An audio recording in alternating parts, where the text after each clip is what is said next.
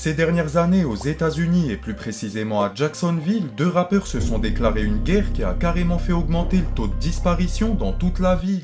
Mais ils vont aussi se renvoyer la balle dans des musiques qui deviendront ultra virales sur les plateformes de streaming. Par exemple, le 28 mars 2021, lorsqu'un clip sera publié sur YouTube, visionné par des millions de personnes, et dedans on peut y voir des jeunes hommes souriants, presque innocents, en train de s'amuser en tapant quelques balles sur un terrain de golf. Un logo avec comme inscription ATK qui pourrait faire croire qu'il s'agit d'un club de golf local ou alors d'un label de musique. Mais je vous rassure, tout ça c'est qu'un tissu de mensonges et ceux qui en ont repéré les petits détails le savent. Par exemple, au début du clip, on peut y voir une douille d'AK-47 tomber au sol au même moment où il frappe la balle, en référence à toutes les fusillades dans lesquelles ils ont été impliqués, mais ça c'est juste un petit détail parmi tant d'autres. Et dans le clip, on peut y voir aucune arme à feu, mais par contre on a le droit à des pistolets à eau pour les remplacer. Puis à la manière dont il danse et sourit tout en fumant des cigares, on pourrait penser que les paroles elles sont remplies de joie de vivre. Mais non, parce que eux, le seul message qu'ils veulent véhiculer, c'est les moqueries envers tous leurs ennemis qui nous ont tragiquement quittés. Et quand je te dis qu'ils nous ont quittés, c'est dans la vraie vie, parce qu'ici on parle pas de Call of Duty. Et dans le clip en question, énormément de cigares ont été consumés, et pourtant aucun contrat n'a été signé. Non, encore une fois, tout ça, c'est juste pour t'expliquer à quel point ils fument leurs ennemis qui sont décédés. Ouais, en gros, ils font comme s'ils mettaient leurs cendres dans une cigarette spéciale, et une fois qu'ils se mettent à le fumer, ils les rejoignent au ciel. Et le pire, c'est que c'est en se moquant et en donnant des détails en référence avec une douzaine de meurtres que ces génies incompris ont mis Jacksonville sur la carte. Et en réponse à toutes ces moqueries, on aura un jeune démon qui, lui, vient tout seul, mais il a clairement mis le truc à un autre niveau. Parce que lui, il va foncer dans le quartier de ses ennemis afin de tourner un clip qui, en plus, va plutôt bien fonctionner. Mais pour lui, il manquait un petit quelque chose, un petit peu plus de piment, donc je te la fais courte, en gros, il va pas s'arrêter là. Quelques semaines plus tard, il va donc aller au cimetière avec un poster sur lequel il y a la tête de ses ennemis décédés, et ce jour-là, il va sûrement tourner le clash le plus sombre de ces 10 dernières années. Et dans cette vidéo, on va essayer de comprendre à quel point la guerre entre ces deux rappeurs a été la plus grosse embrouille personnelle dans le monde du rap. Mais avant de commencer cette vidéo, je dois vous présenter le sponsor du jour qui est personne. Qui va faire une sponsor avec moi les gars, j'ai même pas 2000 abonnés. Donc s'il vous plaît, n'hésitez pas à liker, commenter et à vous abonner. Aujourd'hui, on va à Jacksonville, et plus précisément dans l'état de la Floride. Un endroit où il y a eu énormément de gros rappeurs, mais pas trop à Jacksonville, parce que eux là-bas, en général, ils disparaissent très jeunes. Jusqu'à que deux jeunes s'envoient des pics via des musiques et finissent par faire parler d'eux dans le monde entier. On a d'un côté Young Ace avec son équipe nommée ATK, qui veut clairement dire viser pour tuer, et de l'autre, on a son ennemi Foolio, qui lui fait partie du groupe KTA, en français, Culez tous. Ouais, avec eux au moins c'est clair, parce qu'ils te posent ça là d'entrée de jeu. Foolio et Ace, eux, ils n'ont jamais été proches, mais sans le savoir, ils avaient un ami en commun qui était nul autre que Keiso, qui est d'ailleurs actuellement enfermé avec son propre père dans une affaire de double meurtre, dont lui du frère de Foolio qui s'appelait Bibi. Et après le meurtre, Keiso lui va se pavaner dans les rues avec des maillots floqués Bibi en guise de trophée, en sachant qu'avant ça, il s'était déjà fait arrêter parce qu'il avait fait une cover d'album qui était assez originale. Ouais, parce que lui, il s'était pas cassé la tête, sur la cover de son projet, il avait mis tous ses ennemis décédés. Et ce mec-là, lorsqu'il fallait s'auto-balancer, c'était le roi parce qu'il faisait carrément des lives dans lesquels il reproduisait les scènes de lorsqu'il poursuivait ses victimes. Et une fois, il a carrément proposé à son cousin en plein live Instagram un match à mort comme dans Call of Duty, mais dans la vraie vie. What's up, where you at? Come on, I do a team deathmatch. Right now? Y'all two versus us two. Look at my cousins. We look alike. My cousin don't want to talk. He trying to act all. He trying to act all hard. Oh, gangster. They got the black hoodies on. Et seulement un mois après, alors qu'il sera tranquillement en train de conduire, il y a des petits morceaux de métal qui vont s'envoler partout dans les airs. En gros, il va être touché par balle au point qu'il va s'écraser dans un magasin de pneus et ses propres cousins, eux, ils vont pas hésiter à se moquer de lui. Parce que Lil Nine, lui, il est mort sur la scène, mais pendant qu'ils essayaient de le réanimer, il y a un ami à lui qui a pas été touché qui s'est mis à filmer. Donc Keiso et ses frères, eux, ils vont recréer la situation en vidéo afin de les moquer. Et dans un clip vidéo, il va même mettre un joint qui sera représenté par Lil Nine, le tout dans un micro-ondes qui va se permettre de bloquer à 9 secondes et il va se mettre à fumer son propre cousin de sang. Et Keiso, c'est un proche de Ace, mais Foolio, lui, il oublie jamais de lui rappeler qu'avant tout ça, il traînait dans son quartier. Ouais, parce que faut savoir que de base, l'embrouille, elle a commencé entre Ace et ses proches qui ont eu une altercation avec le gang des YNR.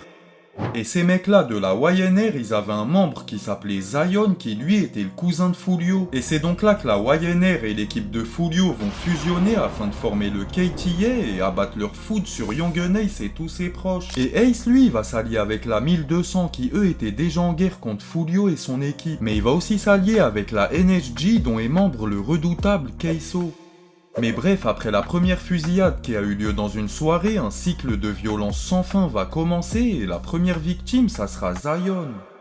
Ouais, parce que Ace, lui, va envoyer son cousin Trady en mission pour faire disparaître le petit Zion Brown. Et de là, Trady, lui, va débouler chez lui en brisant la fenêtre, sans masque, sans gants, et de là, il enverra des morceaux de métal sur tout ce qui bouge. Zion, lui, malheureusement, il disparaîtra sur place, mais il y avait aussi sa petite sœur âgée de 15 ans lors des faits, et une autre petite âgée de 2 ans seulement. Mais heureusement que les deux filles, elles survivront. Mais Trady, lui, comme je l'avais dit, il avait pris aucune précaution, donc dans la foulée, il va se faire attraper. Donc ils vont demander à la petite sœur de Zion, qui elle avait 15 ans lors des faits, de venir témoigner parce que ouais, elle a vu le tireur et elle a survécu. Mais avant le procès, Ace il va lui envoyer des soldats afin de lui envoyer des petits morceaux de métal et elle en recevra pas moins de 14 partout dans le corps. Mais elle a miraculeusement survécu, du coup elle va aller témoigner et Trady lui il sera condamné à la prison à vie.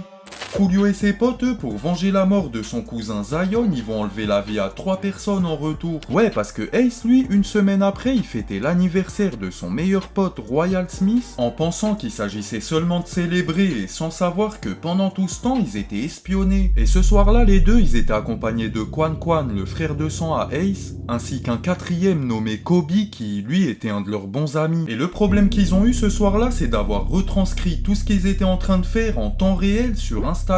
À partir du moment où ils sont arrivés sur le parking, le nom du restaurant en question, jusqu'à même se filmer en pleine dégustation. Et les membres du KTA, eux, ils vont se presser d'aller devant le resto en question et dès que Ace et ses potes vont s'en aller, sans le savoir, ils seront pris en filature. En sortant, ils vont prendre la route et au premier feu rouge auquel ils s'arrêteront, une autre voiture passera sur le côté pour envoyer plein de petits morceaux de métal.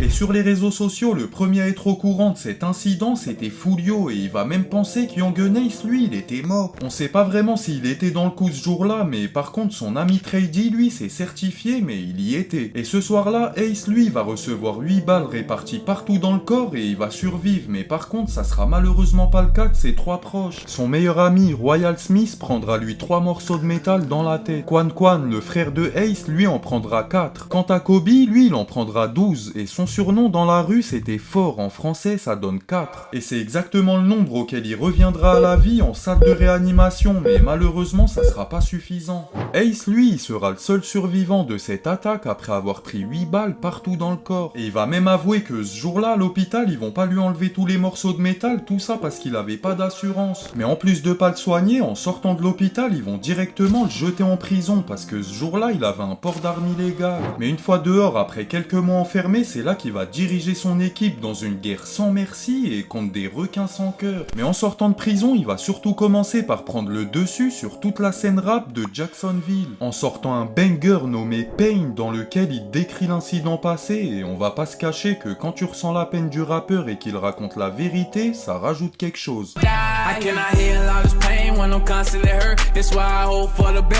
À part ça, il a même été contacté par NBA Youngboy alors qu'il était encore à l'hôpital, puis ils ont peu de temps après fait un son ensemble qui a pas mal cartonné.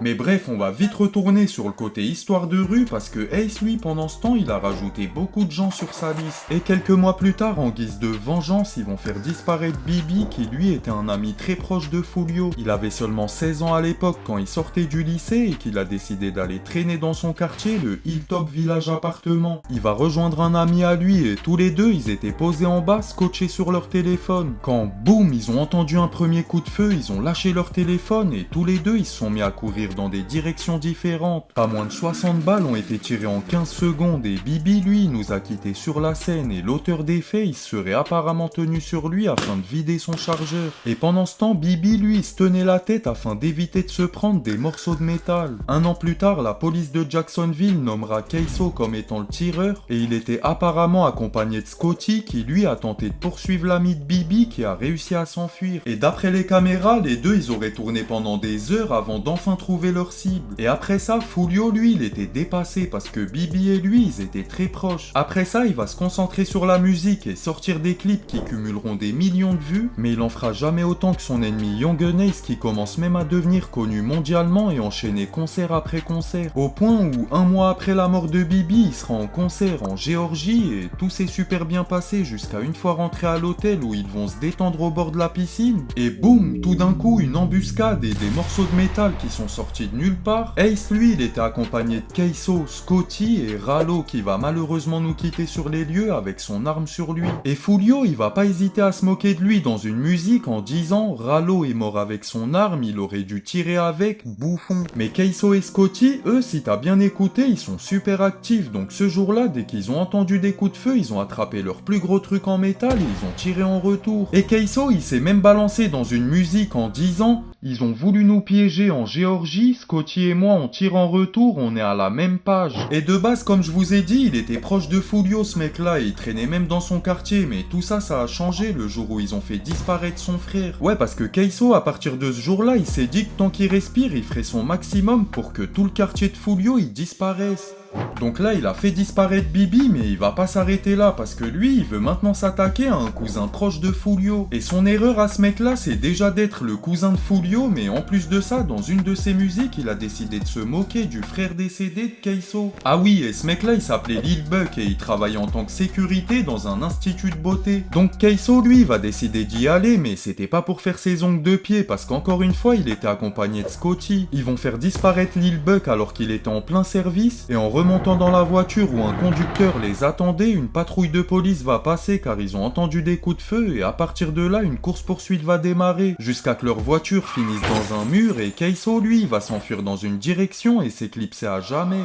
Mais Scotty et le conducteur, eux, ils vont s'enfuir en direction d'une résidence pavillonnaire. Et on peut même voir des images de Scotty en train de tomber pendant qu'il essaye d'enjamber un grillage. Et les deux, ce qu'ils vont faire, c'est qu'ils vont rentrer dans une maison et retenir les occupants avec des coups de poing. Ils vont se changer et se faire récupérer par une voiture dans laquelle il y avait Keiso et son père qui venaient tout juste de le récupérer dans sa cachette. Et sur le coup, ils vont réussir à esquiver, mais un an plus tard, ils vont tous se faire arrêter et le père de Keiso, lui, va tout balancer. Ça sera tout pour cette vidéo, les gars, j'espère que vous avez kiffé et par la suite, j'espère faire des plus longs formats, mais pour l'instant, c'est un peu compliqué. Et aussi, comme c'est ma première vidéo, j'accepte toutes les critiques constructives en commentaire parce que ça pourrait gravement m'aider. Mais surtout, merci à vous d'avoir tout regardé et n'hésitez pas à vous abonner.